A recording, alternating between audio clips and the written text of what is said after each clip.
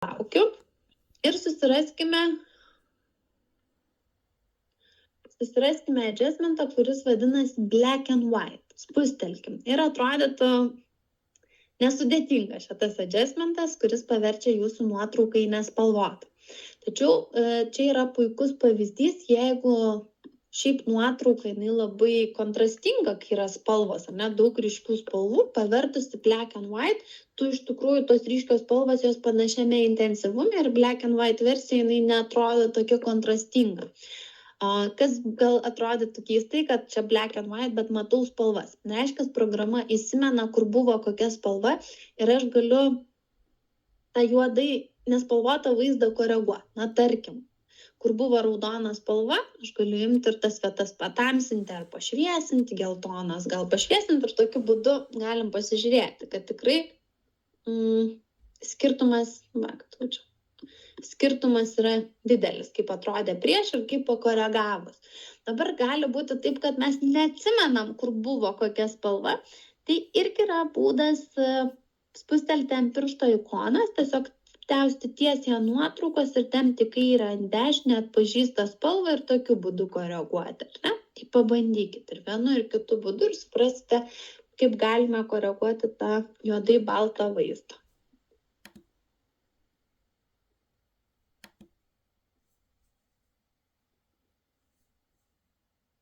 Ar gaunasi? Čia nėra labai sudėtingas adjustmentas, tiesiog, kad esmę suprastumėt. Ar turit klausimus iš tų black and white adjustmentų?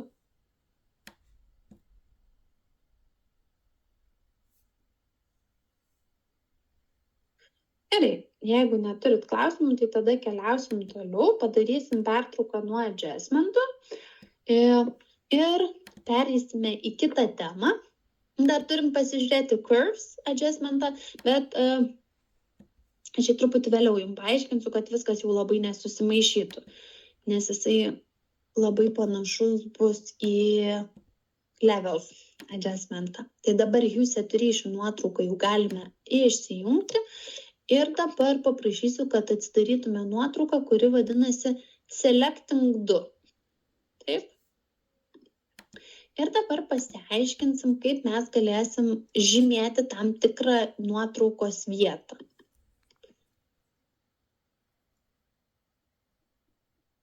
Atsidarykit nuotrauką, aš taip truputį prisiartinsiu. Ir kol jūs atsidarysit, pradėsiu truputėlį pasakoti. Tai reiškia, kad mes kartais, kai koreguojame, norime koreguoti ar ten spalvą, ar iškirpimą, turim pasižymėti tam tikrą vietą nuotraukos, kurią norim koreguoti. Ir tam yra reikalinga selecting funkcija ir kaip pažymėti tą vietą, mes turime daug skirtingų įrankių. Vieni yra išmanesni, kiti paprastesni. Tai jeigu mes dabar pažiūrėtume įrankių panelėje kairėje pusėje, po move yra 1, 2, 3 grupės įrankių, kuri būtent tai yra žymėjimo įrankiai. Pirmoji grupė yra žymėjimo įrankiai pagal formą, rectangular marquee tool ir elliptical marquee tool. Antroji grupė yra lasso tool, čia daug skirtingų. Dabar reikia suprasti, kad ypatingai atsiradus dirbtiniu intelektu labai keičiasi būdas, kaip mes naudojame Photoshopą. Ir šiaip, vadinkimis, programa tobulėja, daug naujų funkcijų atsiranda ir kai kurie įrankiai, nebėra taip dažnai naudojami, tai aš tuos ir praleisiu, esminius jums parodysiu, kurių prireikia. Gerai? Ir tada trečioji grupė yra išmaniausieji įrankiai, kuriuos dažniausiai ir naudosime, tačiau aš trumpai apžvelgsiu visus ir pradėsiu nuo paprastesnių, gerai? Nes nors mes ir naudosim didžiąją dalį pačius protingiausius, vadinkim, iš tikrųjų atsiranda poreikis ir tų paprastesnių, nes mes tuo žymėjimo įrankius galėsime jungti. Galima pradėti žymėti su kvadratu ir tada pabaigti žymėjimą su kažkokiu kitu įrankiu. Aš atsiprašau, o pas manęs tikriausiai jų nėra dėl to, nes aš ką tik parteisinčiau tą programą, tai juos reikės susikelti, taip? Ne, jūs turite matyti įrankių juostą ir įrankių juostai turi matyti šitie. Ar matote įrankių juostą? Matau, kairiai, Tai gal pas bet jūs aš... stulpelius sudėta. Tai man reiks lasso, selection, quick selection, nu vis tiek nėra tiek. Tai gal jie kažkaip truputį kitom grupėm pas jūs suskirstyti, turi būti visi. Tai pirmas yra rectangular marquee tool. Pirmas man move yra, o paskui yra kvadratų pažymėjimas. Taip, šitą ir reikia. Rectangular. Ir nėra, po kvadratų nėra daugiau, kad būtų. Ir paskui yra paletė, su teptuku yra selection ir lasso tiktais, ir jau paskui apkarpimų. Dar turi būti object selection tool ir quick selection tool. Galbūt... Nėra. Nu, jie turi būti, tai reikės jums pasižiūrėti, pabandyti surasti, gerai? O kaip man jos surasti? Negali nebūti. Gal pabandykit... Nes man, pavyzdžiui, irgi nėra. Man tiesiog yra rectangle, o jūs kai paspaudžiat ant to rectangle, mums išmeta daugiau options. Pas mane irgi nėra daugiau options, tik tai vienas. Electrical marquee tool nėra? Nėra, irgi vieną rectangle pas manęs rodo. Šiaip electrical tool nėra labai dažnai. Dabar ar yra selection brush tool? Yra tik selection ir viskas. Yra tik tai du ten, selection ir lasso tool ir viskas. Paprastas lasso tool ar poligono lasso? Lasso tool. Ir tada object selection tool. Paieškokit, gali būti ant viršaus va šitas magic. Va šitas magic one gali būti quick selection tool pažymėjimas. Bet žinokit, nėra, nes net nėra tų trikampėlių apačioje. Yra, sekantis yra remove tool. Tai, o šitų visų pažymėjimų tai nėra. Ir irgi. Man irgi trūksta, ta prasme, visi pas mane yra įrankiai kaip pas jūs, bet aš negaliu jų išskleisti, kaip jūs tai padarot. Antrą klavišą reikia paspausti, kur yra rodiklėlės. Šalia spaudžiam antrą pelės klavišą arba touchpadą ir dešinįjį ir įsiskleidžia. Taip. Matot, pas jumis yra daugiau rodiklėlių, pas mumis tai nėra labai minimaliai. Nėra kas kleisti prie tos ikonos. Užeikim dabar, pabandykit taip. Užeikim į Window Workspace ir pasirinkit Essential Default.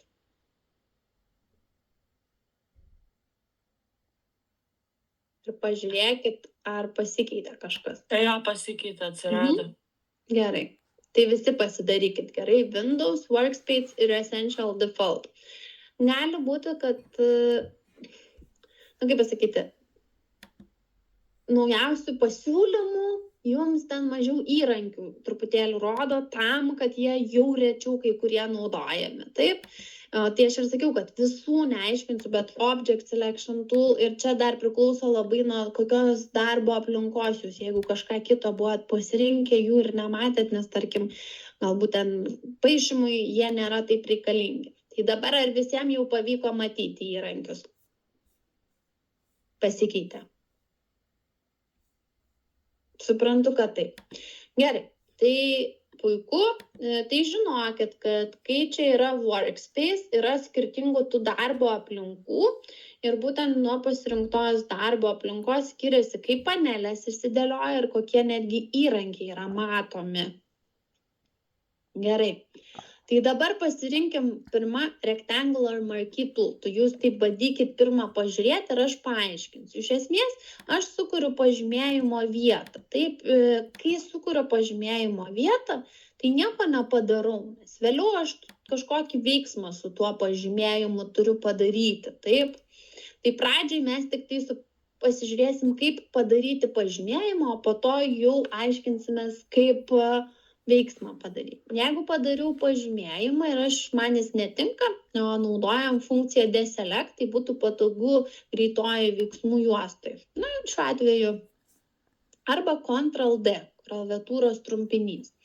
Dabar pas jūs pagal duotybę labai svarbu pasirinkus rectangular marquee tool pažiūrėti į čia esančias ikonas. Taip, tokius, kurie vadinasi, pas jūs turėtų būti aktyvi pirma ikona, ant kurios užėjus yra New Selection. Ar teisingai?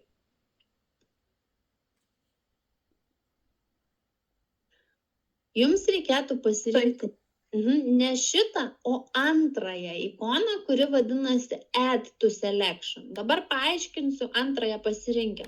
Paaiškinsiu skirtumą. Kai yra pažymėta pirma ikona, tai reiškia, kad kiekvieną kartą, kai aš žymiu, man sukuria naują pažymėjimo vietą ir aš niekaip negaliu turėti kelių pažymėjimo vietų. Taip, ir dažniausiai tai nėra scenarijus, kurio mums reikia. Todėl būtinai pakeičiam ikoną. Ir čia yra Add to Selection. Pasirinkus Add to Selection, aš galiu sukurti kelias pažymėjimo vietas, jas galiu apjungti ar ne ir koreguoti tokiu būdu, ten pamažinti arba padidinti. Ir dabar yra prie jūsų ikonos pelės pliuso ženklas. Tas indikuoja, kad aš pliusuoju. Taip, norėdami minusuoti, mes spausim Alt arba Option klavišą, laikysim nuspaudę, matysim, kad viršuje pasikeičia ikona į minusavimą, bet tai bus patogiau, jeigu su Altu naudosit. Kai yra minusavimo ikona, tai laikykit nuspaudę, mes galim numinusuoti ir irgi pakoreguoti savo pažymėjimą. Pabandykite dabar pridėti, minusuoti. Taip, ir galiu aš koreguoti tiek, kiek man reikia ar ne. Reiškia, pasirenku antrą ikoną ir Altas keičia į minusavimą. Kol laikot nuspaudę Alt arba Option, yra aktyvus minusavimas ir pasibandykit. Jeigu jau nebereikia jums pažymėjimo, spaudžiam Deselect ir atžymim.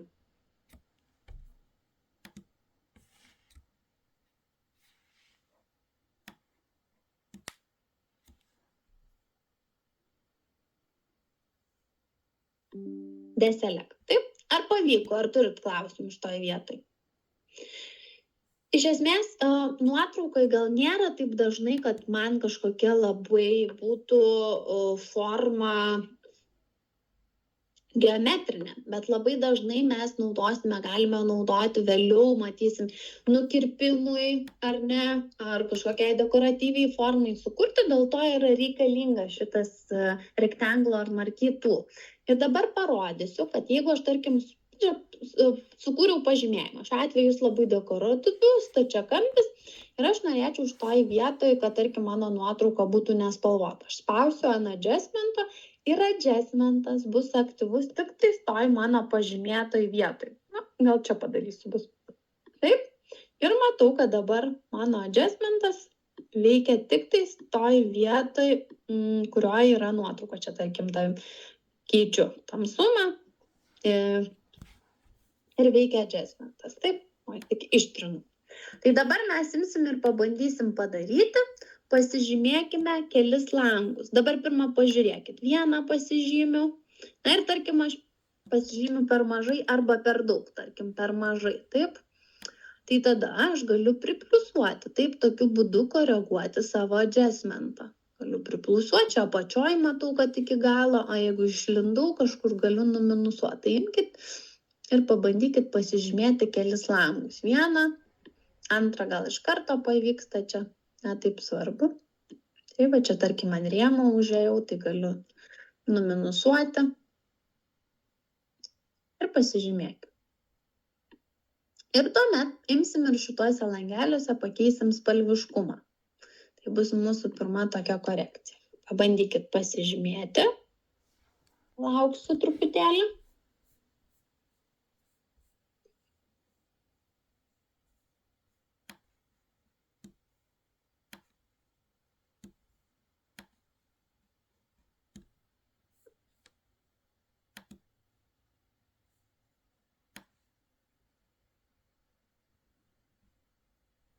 Taip, jeigu pavyko pasižymėti, reiškia, dabar yra aktyvi tik šita vieta ir mes imkim ir spustelkim Hue Saturation. Ne, dar nepasižymėjau.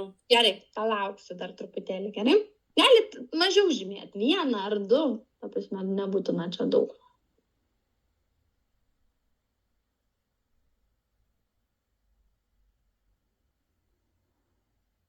Kai pažymėjote, spaudžiam Hue Saturation, dabar nenustebkit, kad jūsų pažymėjimas dingo. Tų bėgančio punktyro nebeliko, taip? Pažiūrim, kas atsitiko jūsų Hue Saturation Adjustment'e. Tas pažymėjimas išsisaugojo va šitam būtent antram langelį. Ten, ką jūs pažymėjot, yra balta spalva. Ir dabar, jeigu aš darau, tarkim, spalvą keičiu, ta spalva keičiasi tik tais ten, kur buvo jūsų pažymėjimas. Aš ten galiu pašviesinti ar dar kažkaip pakeisti ten ryškiau, mažiau ryškiai. Taip, toks dekoratyvus, bet tiesiog, kad suprastume. Pažiūrėkit, ar visiems pavyko padaryti. Gal kažkokių klausimų kyla. Na ir tokiu būdu, jūs galit nebūtinai čia adjustmentą daryti spalvos pakeitimą, jūs galėtumėt nespalvotą daryti ar šviesotam keisti, ar ne, kokį norit adjustmentą, bet esmė yra ta, kad jisai veiks tik tais jūsų pažymėtose vietose. Šiuo atveju. Arba vėliau išsiaiškinsim, kad tą pažymėjimą galima naudoti ir nuotraukos apkirpimui, iškirpimui. Taip? Gerai. Ar turim klausimų? Kas nors? Jeigu klausimų nėra, aš manau, dabar yra puikiai proga pasidaryti 15 minučių pertraukėlę ir